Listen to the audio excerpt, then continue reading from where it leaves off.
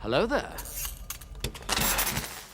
Ladies and gentlemen, a tragedy has just struck Tommy Shelby. He has lost his daughter, Ruby. That was a fantastic end to last episode. In fact, last episode had so many memorable scenes. In fact, the most memorable, in my opinion, was that scene with Arthur Shelby and Stephen Graham's character. That absolutely would have hit home for a lot of people who've been through addiction in their lives. And I think that was an absolutely fantastic scene with two top tier actors at the top of their game, absolutely killing it. And we're here to move on to episode 4 of Peaky Blinders season 6, ladies and gentlemen. My name is Elie Moses, a 24-year-old law and film student here for Sydney, Australia, absolutely shooting a shot. And we are watching this show for the very first time. And just like I said, we are up to episode 4 of season 6. This one is titled Sapphire, fitting with the elements. Ladies and gentlemen, we had gold last episode. We had black day, black shirt. Now we have gold, and then now sapphire. So ladies and gentlemen, we're here to get into the reaction. We're going to see what's in store for us. And as always, let's have some fun with this thing. Let's smash it. Let's go. Oh boy, I can't wait for the Peaky Blinders movie to come out, man. Like I've been saying, finally, hopefully, when it does come out, and I think it's on Netflix. Apologies for not being here and would like to invite all of you to his home we for a meeting. get to all watch it together at the same time and talk together about it at the same time. It will. I am waiting for you. Is that Arthur being carried by Jeremiah in the background? He's stumbling, he's struggling. In my arms, It was Jeremiah. for you only.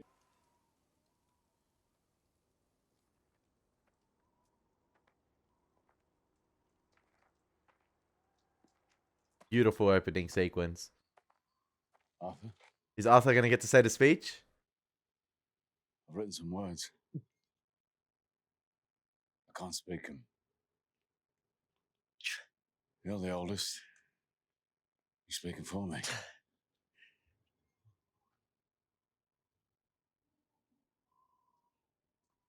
Do the honors, Arthur. Let's go. I'm sorry, brother. I can't do it.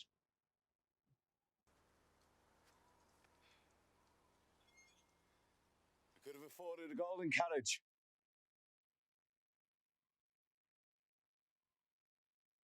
She deserved a golden carriage.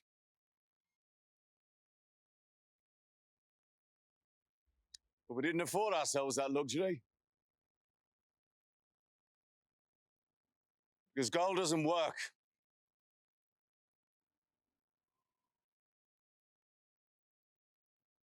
That was the last lesson that Ruby taught us. This place was her favorite place in the whole world. And she used to say, Dad, you never know what's going to come down the river. Why am I getting teary-eyed? Fire out. It's little Ruby's fate Everyone nailing it here. came 1,000 miles too soon. And whatever comes down that river from now on, we will make good. We will make peaceful and honest and good and send it on down the river better than it was. In her memory, we will do this. 7 tons of opium. Jeremiah, you made her laugh. You laughed at Flame. No! No! No! No! You won't burn her! No!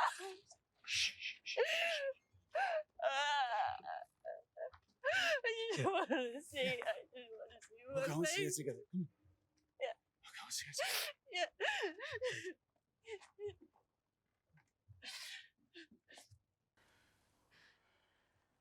The devils who did this will pay, Ruby. Oh, he gonna channel that energy badly. What do you mean? Yeah, he gonna channel that energy. What do you mean? Everyone gonna pay for this. Are you going?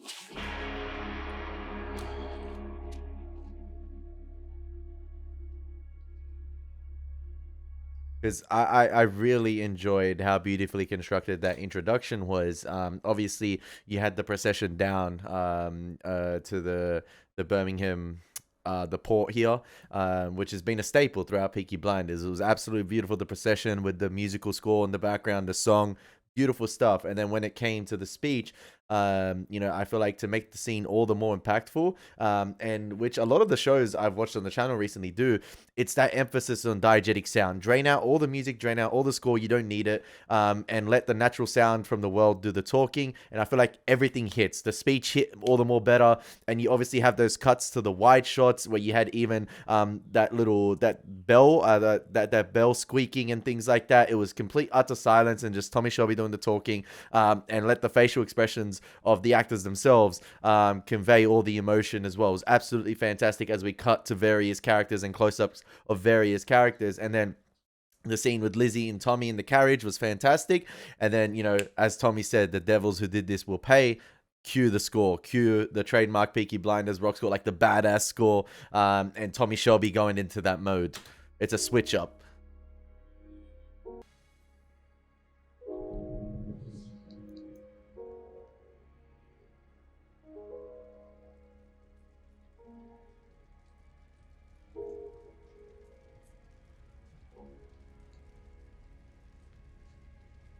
Yeah, Lizzie knows Tommy's in that mode. Lizzie knows. They could get him killed as well. We could lose another Shelby.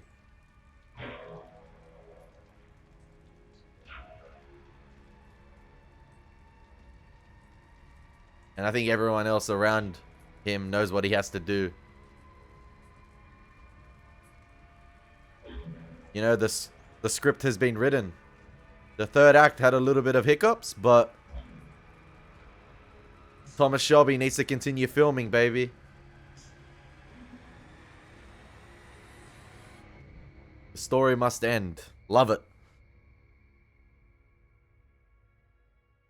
No rest for his plan. Is that gypsies? Like the ones Riley, Esme was talking I about? think the police are here. You've had no Barwell? Yeah? Who's asking? I'm here on behalf of the Blue Sapphire. I knew it. I knew it. Oh, he rocked up with the... Is that the MP40? On behalf of the Blue Sapphire. So that's the family of the girl that passed away, I believe? Or the one that, put the curse... Or believed to have put the curse on Ruby?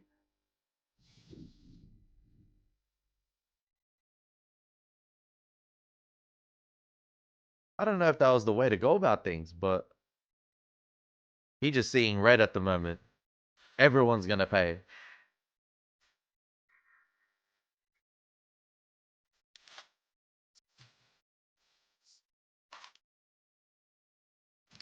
I don't think that's the MP40. It looks a bit different.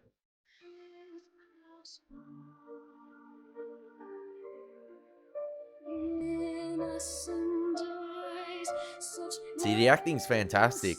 I just wish sometimes it wasn't, I wish sometimes they wouldn't have the music layered over it.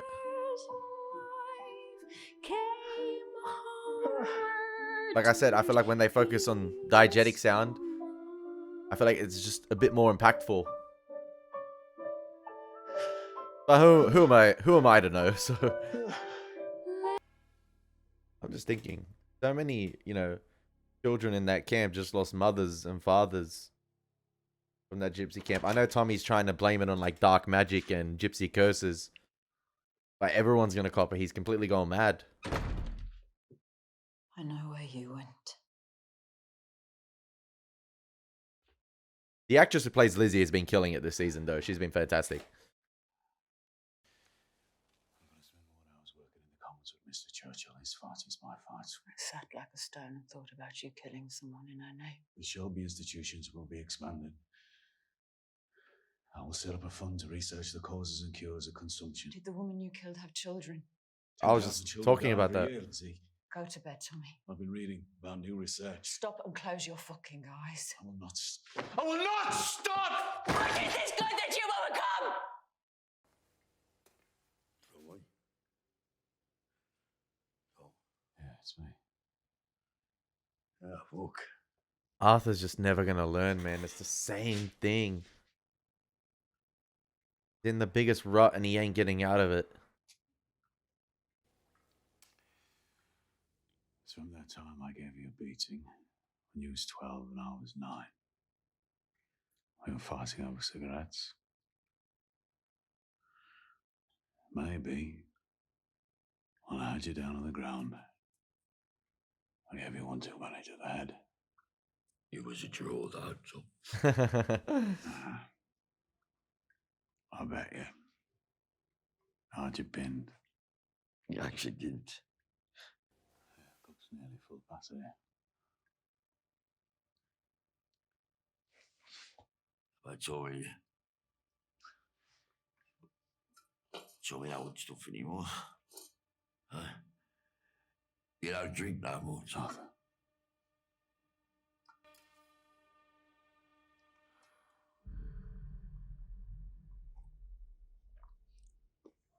Oh, it's over. It's over. It's done. Have mercy on the soul of Oswald Mosley, While he was gone, Arthur, Diana, everyone. thought I could just march and march.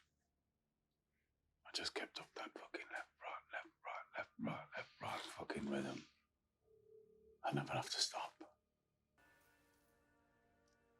Remember that night? Charles Cross. 16 of us sleeping on the boat. The coppers come. We all swim like rats. Except for Arthur. Arthur holds them off with a boat hook, all on his own. I love here as the camera's slowly zooming in. It's like really, really slowly zooming in. I'm noticing the trail of blood in the middle, or like the trail of wine in between Tommy and Arthur as it's making its way through the bricks or the brick pattern in the floor. It's leading to Tommy Shelby and it's siding to Arthur as well. I love that little detail right there. And I remember I climbed back up on the lock and I looked back and I saw you waving that fucking boat hook in the coppers' faces on your own. That's when I realised when I had you on the ground all them years ago. Just because you let me win. That's where we are now, Arthur. Just a few more yards to go. And you will change your ways.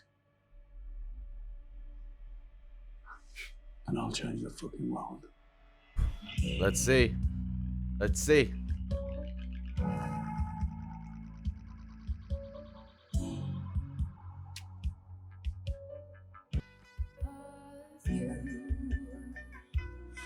Oh, that's right. This is the invitation they received for the meeting at the house. Diana, Oswald, Gina, I believe, as well. With her uncle. Oh, the IRA girl, too?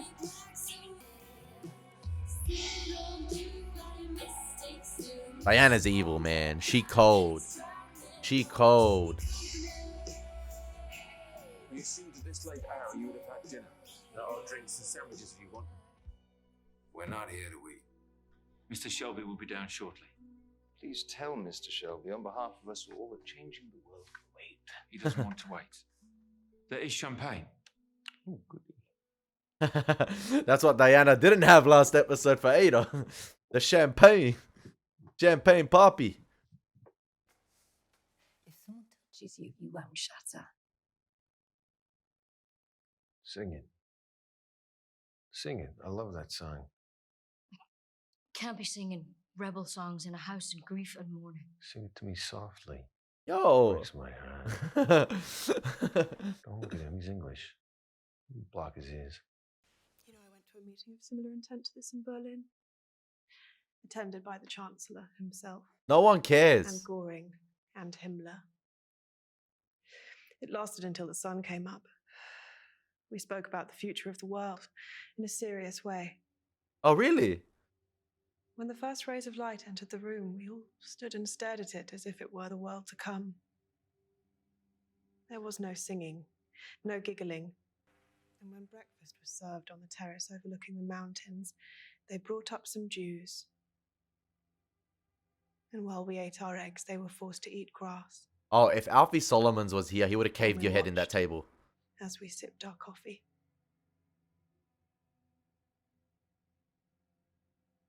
Bro, We should all remember this is serious business. I low-key think she's worse than Mosley. Like, Mosley's bad, but she bad. She evil. Oh, Diana. Now look what you've done. You've killed the mood.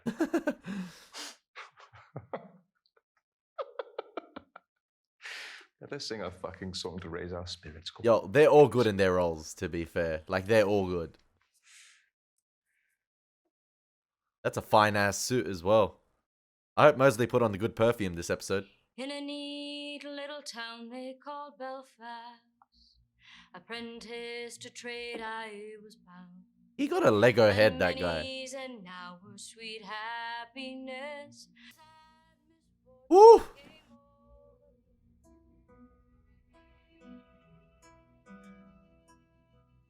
I low-key think she wants to F Tommy Shelby.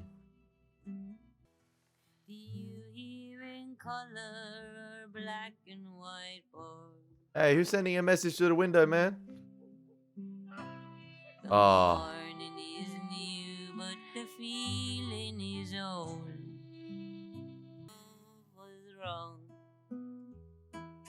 Damn, he back in... I forgot what that little town was called. But it's not a good sign at all.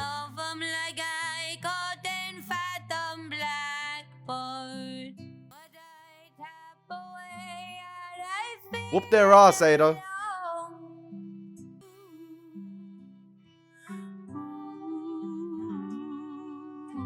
Just when you have that sort of uplifting speech, or like that speech with Arthur and Tommy, he goes back into it, man. It's just, it's repetitive, it's sad, it's insufferable at points. Like, come on, Arthur. Perhaps,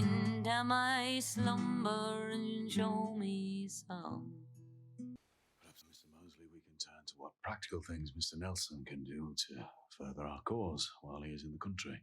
It's me who has the ear of the President of the United States, which is kind of why I'm here, right? We do indeed have things for you to whisper into the presidency. I hear about communists in both places. We are the bulwark against them. When it comes to the working class, we could move our people from republicanism to fascism with just a nudge. They trust us. Yo, these quick pans are crazy. Hounds, Mr. Mosley. Will you hunt communists? Oh, my hounds are baying. Shelby, you run as a socialist. Mr. Shelby has one of the largest Commons majorities in England. In the heart of England. When the time comes, he'll resign his party whip and run as an independent.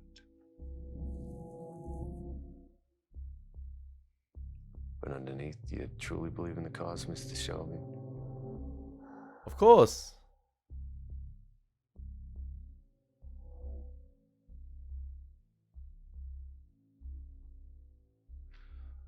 I'm here. Mr. Nelson, I'm here for that.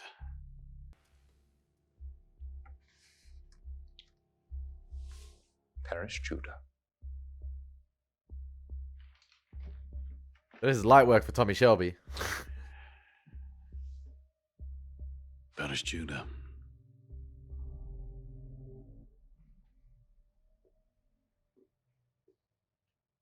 That thing is going to get us killed.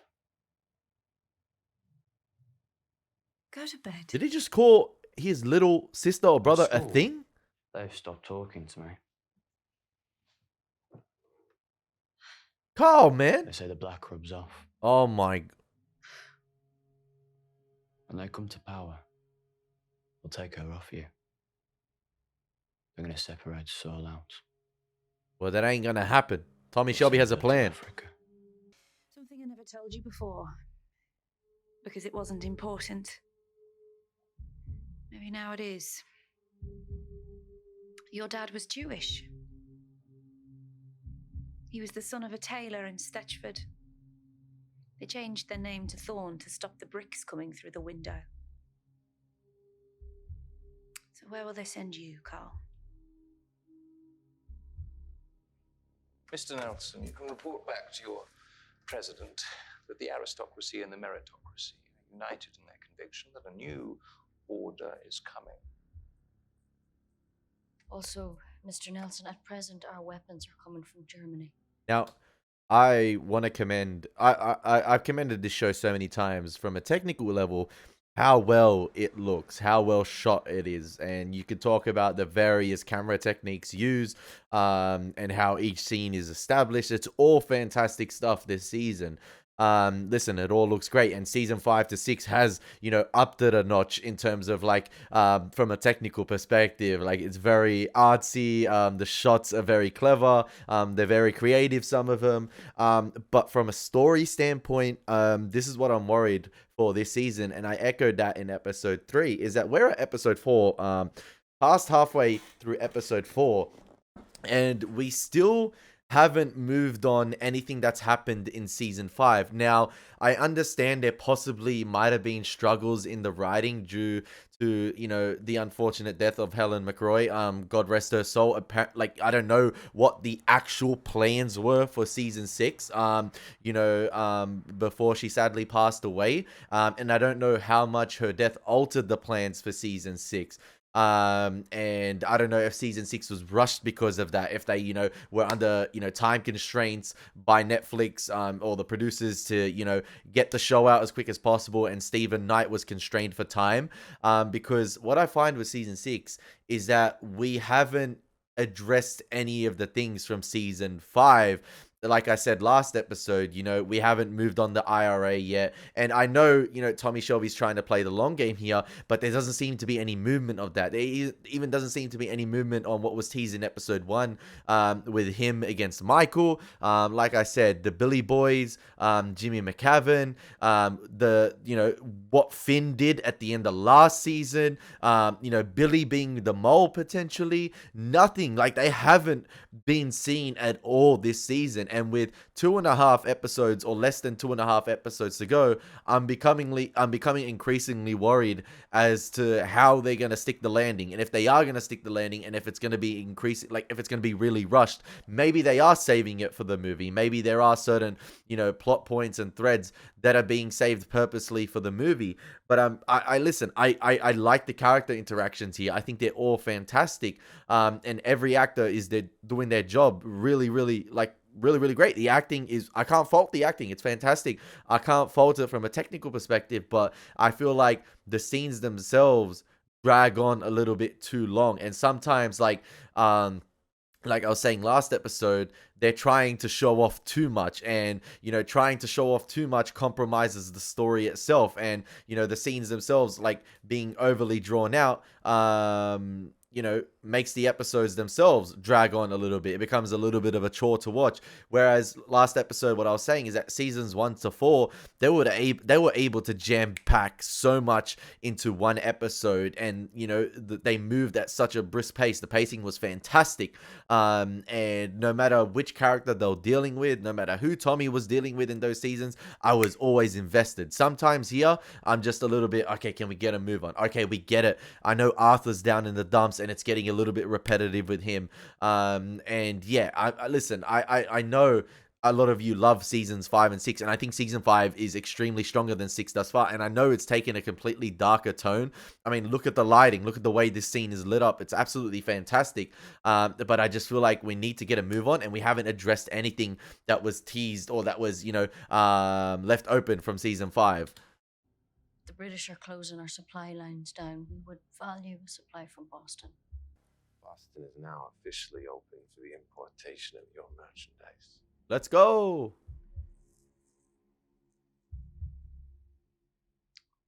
Good. The thing is, apart from the IRA girl, I don't think anyone kind of feels sorry for this scene in this scene for Tommy about what just happened with his daughter. They're just strictly business.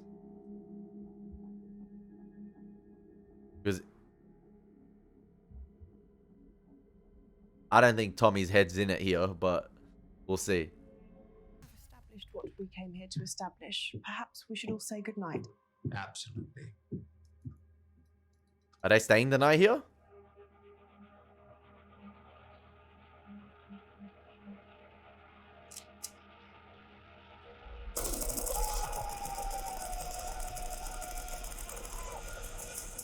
Can't hurt to let off a little bit of steam. Says it's urgent.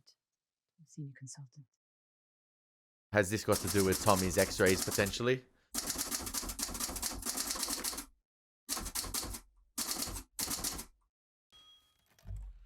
Hello?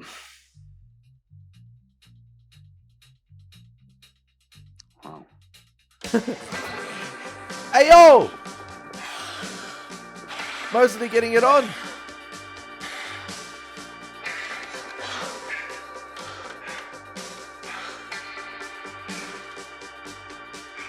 Is it 5 a.m. in the morning?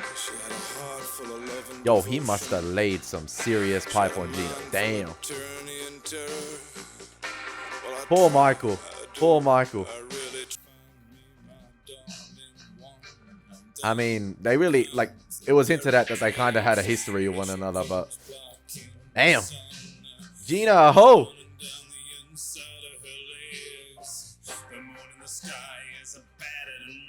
Maybe it's instruction from Nelson to get close with Mosley potentially.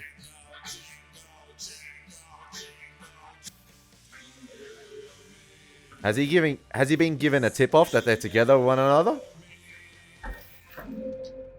Oh, he has. Saw him leave. He keeps this apartment expressly for this purpose, isn't he? Are you following me, Mr. Shelby? I'm flattered. But why?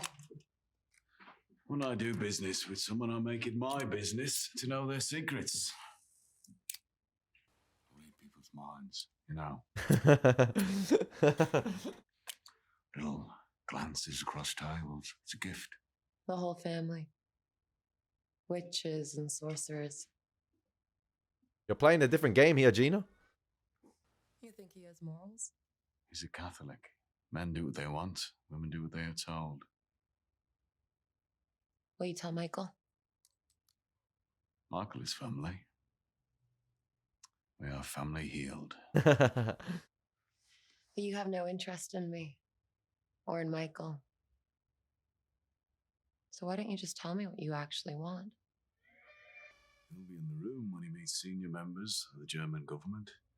I want to know what is discussed. And I want to know what is decided. And if I lie? Yeah, like, how do you know she's going to tell the truth? I will know. Oh, okay, fair enough. That's one way to explain it. You know, Michael thinks you're the devil.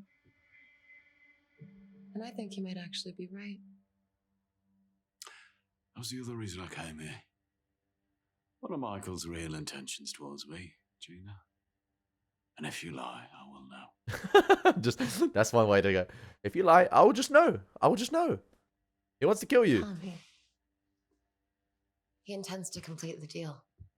Oh yeah. And then you both walk away. Oh yeah, Cap. I will know. Nice lying, Gina. Fuck.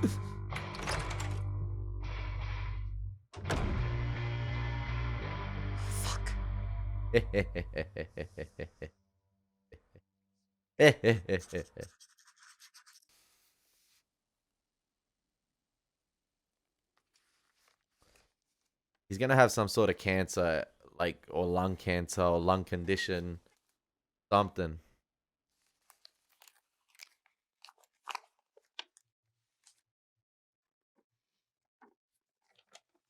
He knows it deep down.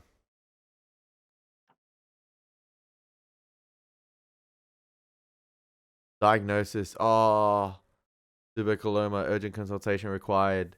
Is that the same thing as Ruby?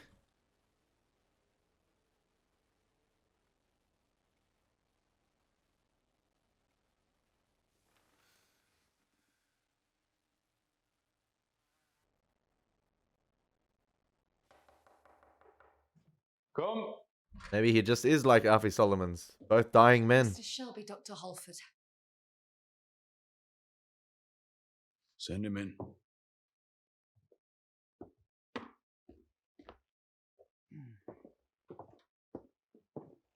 He said it had to be in person. Here I am.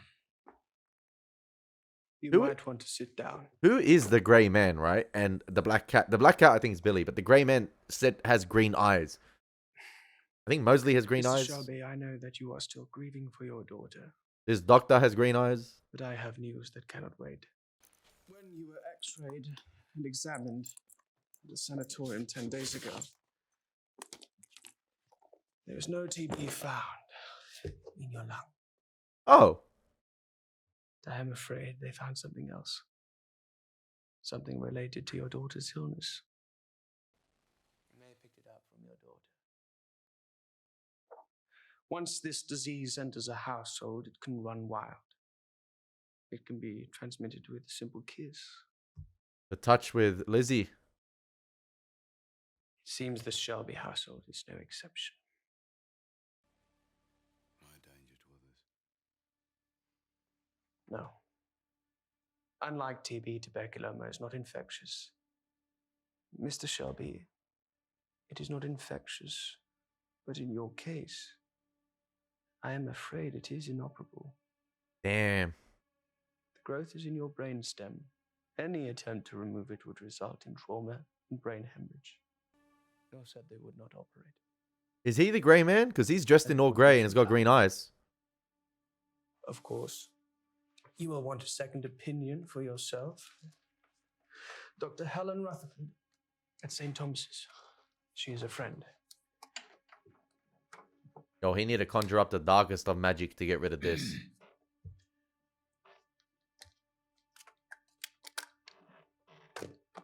This. How bad will it get? I understand that you have defeated many enemies, Mr. Shelby. Now you have a new one. Can he defeat this one? Inside you. You cannot defeat it. He's always had an enemy inside him, though. You can keep it at bay for a while. If you live correctly, if you are determined, and if you fight. I asked you a question. This time I want an answer. I don't want your fucking platitudes. How long before I need people around me who love me very much?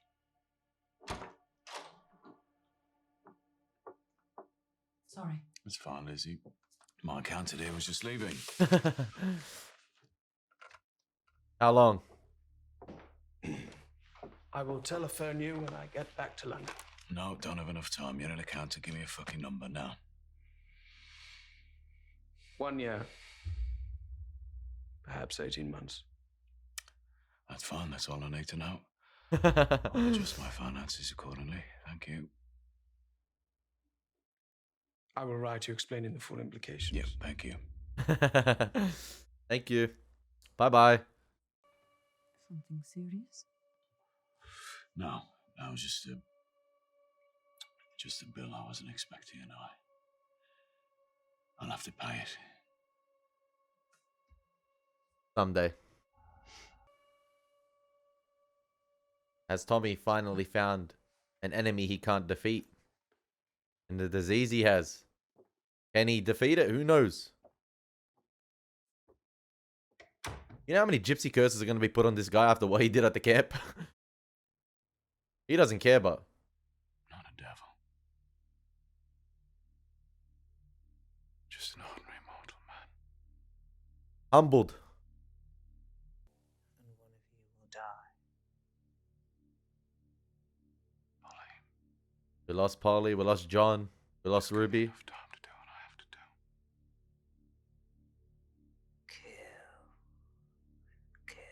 There we go, the Basilisk from Chamber of Secrets.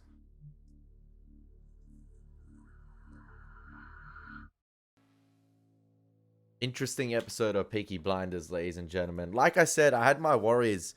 And the scene with Esme earlier on, I know I didn't comment during it, and I don't know if I'll put it in the edit because I said nothing during it. Maybe I'll just leave my reaction in there of just me saying nothing, depending on what I do in the edit.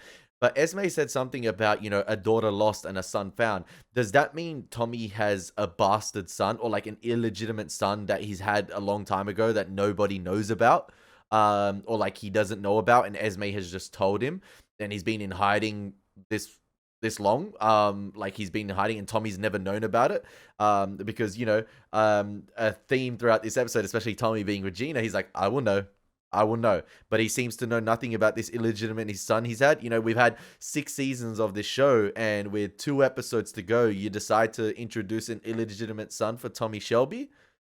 I don't know about that. Is that what they're hinting at? Because there was that lingering shot of the kid in front of the horse, and is that meant to be Tommy Shelby's son?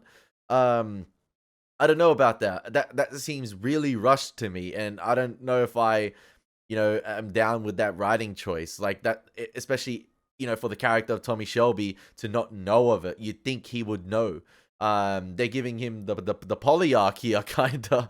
And there's already enough, you know, loose threads, or like there's already enough, you know, loose ends, sorry, that they haven't covered up this season, or it doesn't look like they're going to cover up, unless they really rush it. Because like I was saying mid-episode, you know, I felt like Oswald Mosley was a real threat in season 5. I really liked him. But it seems like he's been given much less screen time, or much less to do this season.